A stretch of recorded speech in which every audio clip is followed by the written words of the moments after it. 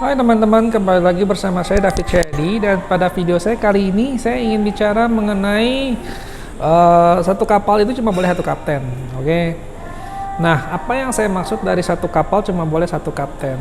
Dalam satu rumah tangga, dalam satu perusahaan, dalam satu kerjasama ya, apapun itu bentuknya, istilahnya. Keputusan itu cuma boleh diambil oleh satu orang kapten, satu orang nakoda. Kapal tuh kaptennya cuma boleh satu, nggak boleh satu kapal kaptennya 3, 4, 5. Itu biasanya secara bisnis is a bad move. Kenapa? Karena kamu akan pecah belah. Yang satu mau begini, yang satu mau begitu, semuanya punya jurusan masing-masing, itu akan pecah belah. Jadi bahkan di militer pun ya, di militer juga sudah ada doktrin bahwa bagaimanapun pimpinan cuma satu.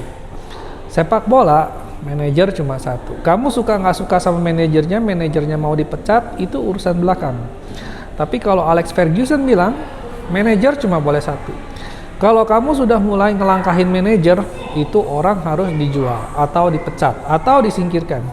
Ya bukan berarti dibunuh atau gimana ya. Nah, tapi apakah ini otoriter, Pak? Bukan ya.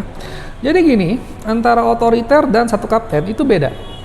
Kalau misalkan otoriter, itu saya sebagai pimpinan misalnya ya, saya sebagai pimpinan perusahaan, saya tidak mendengar masukan pegawai saya.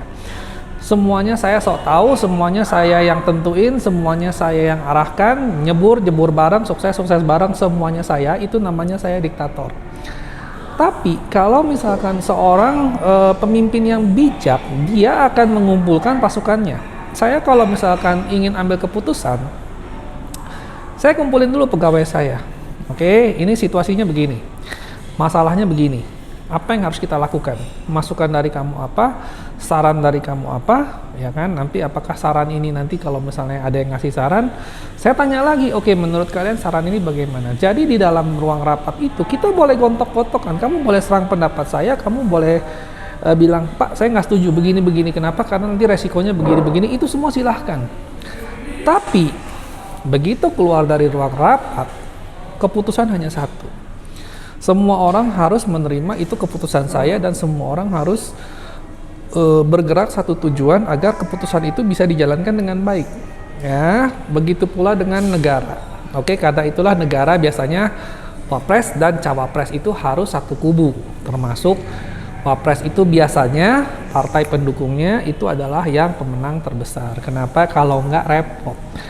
Kamu bisa bayangkan nggak kalau presidennya si A, partai pendukungnya cuma dapat suara minoritas, akhirnya partai oposisi dapat suara yang lebih besar, akhirnya nanti jadi kacau. Presidennya mau begini tidak didukung, presidennya mau begini, partainya mau begini, DPR-nya mau begini, presidennya nggak ngedukung. Nah begitu juga dengan suami istri. Suami istri itu kalau mendidik anak harus satu suara. Ya, jadi ini adalah konsep yang very basic. Kalau misalkan dalam satu kapal itu hanya boleh ada satu kapten.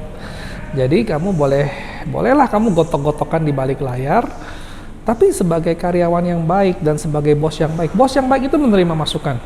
Ya, saya harus menerima masukan dengan fair. Semua orang yang memberikan saya masukan saya harus terima. Nah, begitu juga dengan pegawai yang baik. Pegawai yang baik itu boleh saja memberikan masukan, harus memberikan masukan, tapi kalaupun bosnya tidak mengambil keputusan itu, dia harus tetap mendukung keputusan yang diambil secara kolektif. Jadi, maksudnya kalau misalkan rapat memutuskan kita mau ambil tindakan A, walaupun kamu nggak setuju, kamu harus dukung. You have to become a team player. Jangan bilang karena saya nggak setuju, saya maunya B, saya sabotase sendiri. Nah, ini adalah pegawai yang harus disikat, ya kan? Nah, jadi kalau dalam bisnis itu konsepnya sangat sederhana ya. Bagaimanapun pimpinan cuma boleh satu. Bahkan, nah kalau partnership 50-50 itu gimana, Pak? Nah, partnership 50-50, misalnya kamu kongsian berdua dengan teman kamu. Dari pengalaman saya pribadi dan dari yang sudah terjadi, it seldom goes well. Biasanya tidak akan berjalan dengan mulus. Kenapa? Karena ya itu, dua kapten itu pasti dua beda pandangan.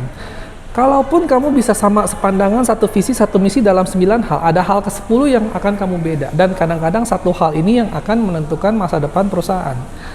Nah, jadi kalaupun misalkan secara saham kamu 50-50, kamu tetap harus menentukan, oke, kalau misalkan tiebreakernya siapa yang benar? Kita keputusan siapa yang harus kita ambil?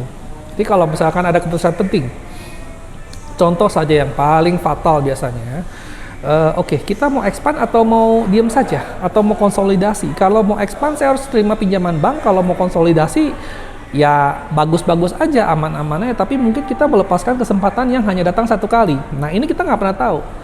Kalau partnernya cuma dua, yang satu gotok-gotokan, yang satu mau ke kiri, yang satu mau ke kanan, akhirnya kacau. Akhirnya pasti apa yang terjadi? Pecah. Kalau 3 orang gimana Pak? 3 orang nggak akan bisa deadlock ya, tapi tetap saja. Akhirnya yang satu merasa keputusannya tidak fatal dan tidak bisa diikuti, akhirnya dia akan pecah dengan sendirinya. Itulah kenapa makanya banyak kongsi itu yang akhirnya pecah. Bahkan keluarga juga begitu, perusahaan keluarga akhirnya pecah begitu saja. Kenapa ya? Karena ini satu kapal kaptennya banyak. Jadi kalau kamu mau kongsi dengan orang, for better for worse, ya kan, mau sukses, mau nyungsep, mau terbang, kamu harus menerima kalau misalkan kaptennya cuma satu. Ya kan? Jadi kamu harus percaya. Kamu boleh saja masukkan, kamu boleh saja menentang, kamu boleh saja menolak. Tapi kalau misalkan at the end of the day, di ujung hari, ini kaptennya bilang, oke, kita ke sini, ya semua orang harus ikut. Karena kalau misalkan kamu nggak ikut pun, itu kan nanti akhirnya jadi kacau. Bayangkan coba satu kaptennya bilang mau ke sini, anak buahnya mau ke sana, ya itu udah pasti pecah. Ya kan, apapun terjadi keputusannya kalau udah kayak gitu udah nggak ada obatnya, kaptennya pasti pecah. Nah makanya jangan sampai begitu. Jadi pada saat kalian ingin berkongsi, pada saat kalian ingin menerapkan struktur organisasi, pada saat kalian ingin buka cabang atau gimana, kamu harus menentukan prinsip ini harus kamu pegang. Kaptennya cuma satu, oke? Nah, ini bukan cuma untuk pemilik doang. Misalnya, saya manajer, saya ingin punya divisi, saya mungkin punya divisi divisi packing. Divisi packing pun begitu, walaupun dalam satu atap satu perusahaan, saya punya mandor satu yang saya pegang. Saya punya mandor yang saya percaya, saya harus bilang sama dia, kamu yang ngatur bawahan-bawahan kamu. Mau bagus, mau jelek, saya urusan sama kamu, saya nggak mau urusan sama yang lain. Kenapa? Karena kalau misalkan saya ada mandor satu di sana, saya tetap nanya sama yang di bawah dia, akhirnya mandor ini tidak akan punya kuasa dan akhirnya omongan dia tidak akan didengar. Ya kan? Jadi istilahnya saya tuh gimana ya? Saya itu mensabotase pegawai saya sendiri. Jadi, kalaupun dia salah, itu ya salah dia. Saya harus tanggung sebagai pemilik. Tapi saya tetap harus percaya sama dia. Bahwa divisi packing ini dia kepalanya, semua orang dengerin dia. Nggak boleh ada yang orang kedua yang ngelawan. Oke. Nah, nanti naik lagi. Kalau saya sudah punya cabang, ini kepala cabang ini harus saya berikan kuasa. Oke lah, mungkin kuasanya bukan untuk ambil pinjaman atau yang besar-besar. Tapi minimal kuasa untuk menentukan kapan shift, pecat siapa, segala macam. Saya harus percaya sama dia. Kalau saya nggak percaya sama dia, saya nggak akan bisa maju. Kalau saya taruh kepala cabang, terus besok-besok saya nanya pegawainya, ini bapak kepala cabang gimana? Ya nanti yang ada apa? Saling tusuk-tusukan doang. Nggak akan habis kayak gitu ceritanya. Oke? Nah, jadi kalau misalkan pun saya kerja sendiri Pak, saya kerja sendiri, it's okay. Tapi kan kamu mau maju kan? Suatu saat nanti kamu punya pegawai, suatu saat nanti kamu punya cabang, suatu saat nanti kamu punya istri. Ya kan, dalam keluarga harus ada pengambil keputusan. Kita mau liburan kemana? Ke Jepang, ke Korea. Akhirnya ribut-ribut, akhirnya nggak liburan. Jadi bagaimanapun, mau pahit, mau manis, sebagai bawahan atau sebagai pimpinan, kamu harus punya konsep yang sama.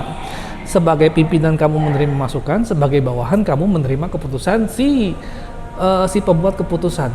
Ya, jadi saya harus bisa terima. Kalau saya di posisi pegawai, saya harus bisa terima. Kalau saya sudah bilang poin-poin saya, dia tetap nggak mau, ya sudah, resiko dia. Itu perusahaan dia, kita harus hormat juga. Begitu juga dengan pemimpin ya. Sekali lagi saya ulang-ulang, kenapa? Supaya poinnya masuk ya. Jadi kita juga harus fair.